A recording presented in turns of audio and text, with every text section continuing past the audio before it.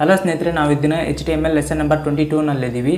ನಾವು ಇದನ್ನ ಕಲಿಯಕ್ಕೆ ಹೋಗ್ತಿರೋ ವಿಷಯ ಏನಪ್ಪಾ ಅಂತಂದ್ರೆ HTML ನಲ್ಲಿ CSS ಅಂತೇಳಿ. ಈ CSS ಅಂದ್ರೆ ಕ್ಯಾಸ್ಕೇಡಿಂಗ್ ಸ್ಟೈಲ್ ಶೀಟ್ ಅಂತೇಳಿ. ನಾವು ಈ ಸ್ಟೈಲ್ ಶೀಟ್ ನ ಬಗ್ಗೆ ಕಲಿಯಕ್ಕೆ ಹೋಗ್ತಾ ಇದೀವಿ. ಈ ಸ್ಟೈಲ್ ಶೀಟ್ ಅಂದ್ರೆ ಏನಪ್ಪಾ ಅಂತ ಹೇಳೋದಾದ್ರೆ, ನಾವು ಯಾವ್ದಾದ್ರು ಒಂದು ಕಂಟೆಂಟ್ ನ ಸ್ಟೈಲ್ ನ ಅಪ್ಲೈ ಮಾಡಬೇಕು ಅಂತಂದ್ರೆ ಈ ಸ್ಟೈಲ್ ಶೀಟ್ ನ ಯೂಸ್ ಮಾಡ್ತೀವಿ. ಈ ಕಂಟೆಂಟ್ ಸ್ಟೈಲ್ ನ ಚೇಂಜ್ ಮಾಡೋದು ಏನು ಅಂತ ಹೇಳೋದಾದ್ರೆ, ಆ ಕಂಟೆಂಟ್ ನ ಕಲರ್ ಚೇಂಜ್ ಮಾಡೋದಾಗ್ಲಿ ಅಥವಾ ಬ್ಯಾಕ್ ಗ್ರೌಂಡ್ ಕಲರ್ ನ ಚೇಂಜ್ ಮಾಡೋದಾಗ್ಲಿ, ಹಾಗೆ ಅದರದ್ದು ಫಾಂಟ್ ಸ್ಟೈಲ್ ನ ಚೇಂಜ್ ಮಾಡೋದಾಗ್ಲಿ ಅಥವಾ ಅಲೈನ್ಮೆಂಟ್ ಕೊಡೋದಾಗ್ಲಿ ಅಥವಾ ಮಾರ್ಜಿನ್ ನ ಕೊಡ್ಬೇಕಂದ್ರೆ, ಹಾಗೆ ಅದ್ರ ಫಾಂಟ್ ಸೈಜ್ ನ ಇನ್ಕ್ರೀಸ್ ಮಾಡಬೇಕು ಅಥವಾ ಡಿಕ್ರೀಸ್ ಮಾಡಬೇಕು ಅಂತಂದ್ರೆ, ಈಗ ಇನ್ನು ಇತ್ಯಾದಿ ಡಿಫ್ರೆಂಟ್ ಪರ್ಪಸ್ ಗೋಸ್ಕರ ಈ ಸ್ಟೈಲ್ ಶೀಟ್ ನ ಅಪ್ಲೈ ಮಾಡ್ತಿರ್ತೀವಿ. ಈ ಸ್ಟೈಲ್ ಶೀಟ್ ಅಲ್ಲಿ 3 ಟೈಪ್ ಇದೆ. ಒಂದು ಇಂಟರ್ನಲ್ ಸ್ಟೈಲ್ ಶೀಟ್, ಹಾಗೆ ಇನ್ಲೈನ್ ಸ್ಟೈಲ್ ಶೀಟ್, ಹಾಗೆ ಎಕ್ಸ್ಟರ್ನಲ್ ಸ್ಟೈಲ್ ಶೀಟ್ ಅಂತೇಳಿ. ಈ ಇಂಟರ್ನಲ್ ಸ್ಟೈಲ್ ಶೀಟ್ ಅಥವಾ ಇಂಟರ್ನಲ್ CSS ಅನ್ನೋದು ಏನ್ ಮಾಡುತ್ತಪ್ಪ ಅಂತ ಹೇಳೋದಾದ್ರೆ, ಇದು ಪರ್ಟಿಕ್ಯುಲರ್ ಆಗಿ ಒಂದು ವೆಬ್ ಪೇಜಸ್ ಇರೋ ಕಂಟೆಂಟ್ ನ ಚೇಂಜ್ ಮಾಡೋದಕ್ಕೋಸ್ಕರ ಮಾತ್ರ ಇರುತ್ತೆ. ಅಂದ್ರೆ ಇದು ಪರ್ಟಿಕ್ಯುಲರ್ ಆಗಿ ಒಂದು ವೆಬ್ ಪೇಜಸ್ ಅಲ್ಲಿ ಸ್ಟೈಲ್ ನ ಮಾತ್ರ ಅಪ್ಲೈ ಮಾಡ್ಕೋಬಹುದು.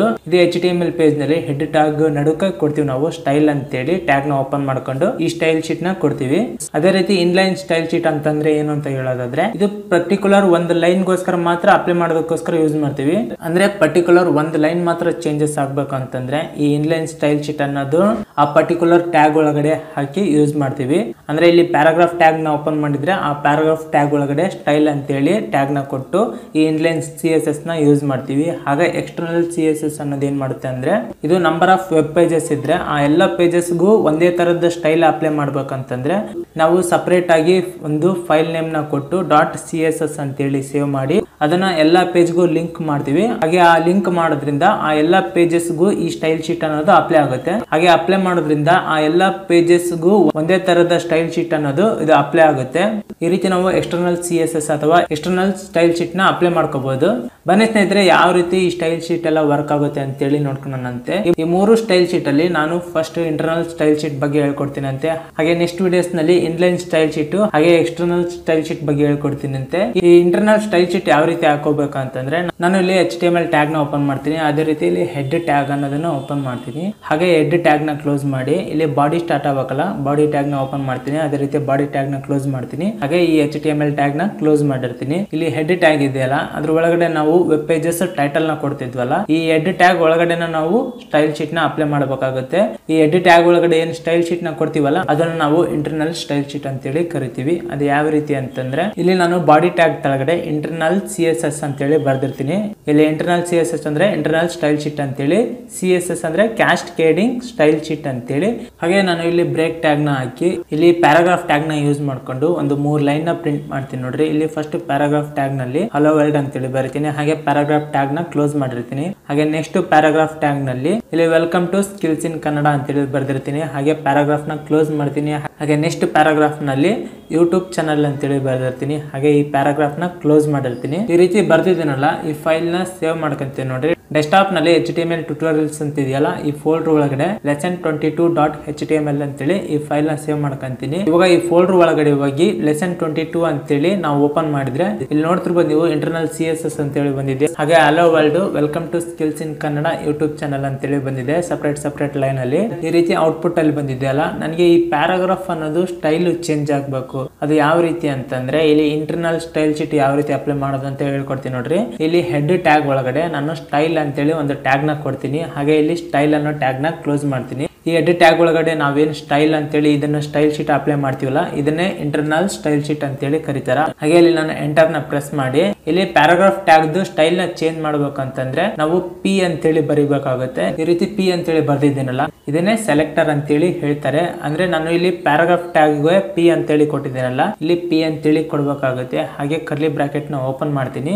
ಇದ್ರ ಒಳಗಡೆ ನಾನು ಏನ್ ಸ್ಟೈಲ್ ನ ಕೊಡ್ತೀನಲ್ಲ ಅದು ಆ ಪ್ಯಾರಾಗ್ರಾಫ್ ಸ್ಟೈಲ್ ಗೆ ಅಪ್ಲೈ ಆಗುತ್ತೆ. ಹಾಗೆ ಈ ರೀತಿ ಸೆಲೆಕ್ಟರ್ ನ ನಾವು ಎಲಿಮೆಂಟ್ ಸೆಲೆಕ್ಟರ್ ಅಂತೇಳಿ ಕರಿತೀವಿ. ಅಂದ್ರೆ ಟ್ಯಾಗ್ ಒಳಗಡೆ ಏನಿರುತ್ತಲ್ಲ ಅದನ್ನ ಸೆಲೆಕ್ಟ್ ಮಾಡೋದಕ್ಕೆ ಎಲಿಮೆಂಟ್ ಸೆಲೆಕ್ಟರ್ ಅಂತೇಳಿ ಹೇಳ್ತಾರ. ಅದೇ ರೀತಿ ಕ್ಲಾಸ್ ಸೆಲೆಕ್ಟರ್, ID ಸೆಲೆಕ್ಟರ್ ಅಂತೇಳಿ ಮುಂದೆ ಬರುತ್ತೆ. ಅದ್ರ ಬಗ್ಗೆ ಮುಂದೆ ಹೇಳ್ಕೊಡ್ತೀನಿ ಅಂತೆ. ಹಾಗೆ ಇಲ್ಲಿ ಕರ್ಲಿ ಬ್ರಾಕೆಟ್ ನ ಓಪನ್ ಮಾಡಿದ್ದೀನಲ್ಲ, ಈ ಪ್ಯಾರಾಗ್ರಾಫ್ ಅನ್ನೋದು ನನಗೆ ಕಲರ್ ಅನ್ನೋದು ಚೇಂಜ್ ಆಗ್ಬೇಕಂದ್ರೆ ನಾನು ಇಲ್ಲಿ ಕಲರ್ ಅಂತೇಳಿ ಕೊಟ್ಟು ಹಾಗೆ ಕೋಲನ್ ನ ಕೊಟ್ಟು ಇಲ್ಲಿ ಬ್ಲೂ ಅಂತ ಹೇಳಿ ಕೊಡ್ತೀನಿ, ಹಾಗೆ ಸೆಮಿಕೋಲನ್ ಹಾಕ್ತೀನಿ. ಹಾಗೆ ಇಲ್ಲಿ ನೀವು ಕರ್ಲಿ ಬ್ರಾಕೆಟ್ ನ ಕ್ಲೋಸ್ ಮಾಡಿರ್ಬೇಕಾಗುತ್ತೆ. ಈ ರೀತಿ ನಾವು ಜಸ್ಟ್ ಕಲರ್ ಅಂತ ಹೇಳಿ ಬರೆಯೋದ್ರಿಂದ ಆ ಟೆಕ್ಸ್ಟ್ ಏನಿದೆಯಲ್ಲ ಆ ಟೆಕ್ಸ್ಟ್ ಕಲರ್ ಅನ್ನೋದು ಬ್ಲೂ ಕಲರ್ ಆಗಿ ಚೇಂಜ್ ಆಗುತ್ತೆ. ಇದು ನಾನು ಕಂಟ್ರೋಲ್ ಎಸ್ ಅಂತ ಪ್ರೆಸ್ ಮಾಡ್ಕೊಂಡು ಈ ಔಟ್ಪುಟ್ ಅಲ್ಲಿ ಬಂದು ರಿಫ್ರೆಶ್ ಮಾಡ್ತೀನಿ. ಇಲ್ಲಿ ನೋಡ್ತಿರ್ಬೋದು ನೀವು 3 ಟೆಕ್ಸ್ಟ್ ಕಲರ್ ಅನ್ನೋದು ಬ್ಲೂ ಕಲರ್ ಅಲ್ಲಿ ಬಂದಿದೆ. ಈ ರೀತಿ ನೀವು ಸ್ಟೈಲ್ ಶೀಟ್ ನ ಅಪ್ಲೈ ಮಾಡೋದ್ರಿಂದ ಕಲರ್ ಹಾಗೆ ಅದ್ರ ಸ್ಟೈಲ್ಸ್ ನ ಚೇಂಜ್ ಮಾಡ್ಕೋಬಹುದು. ಇಲ್ಲಿ ನಾನು ಬರೀ ಕಲರ್ ಚೇಂಜ್ ಮಾಡಿದ್ದೀನಲ್ಲ, ಹಾಗೆ ನಾನು ಬ್ಯಾಕ್ ಗ್ರೌಂಡ್ ಕಲರ್ ನ ಚೇಂಜ್ ಮಾಡಬೇಕು ಈ ಪ್ಯಾರಾಗ್ರಾಫ್ ಅಂತಂದ್ರೆ ಇಲ್ಲಿ ನಾನು ಬ್ಯಾಕ್ ಗ್ರೌಂಡ್ ಹೈಫನ್ ಕಲರ್ ಅಂತೇಳಿ ಒಂದು ಅಟ್ರಿಬ್ಯೂಟ್ ನ ಕೊಡ್ತೀನಿ. ಅದೇ ರೀತಿ ಇಲ್ಲಿ ಕೊಲನ್ ನ ಹಾಕಿ ಬ್ಯಾಕ್ ಗ್ರೌಂಡ್ ಕಲರ್ ಏನಾಗಬೇಕು, ನನಗೆ ಯೆಲ್ಲೋ ಕಲರ್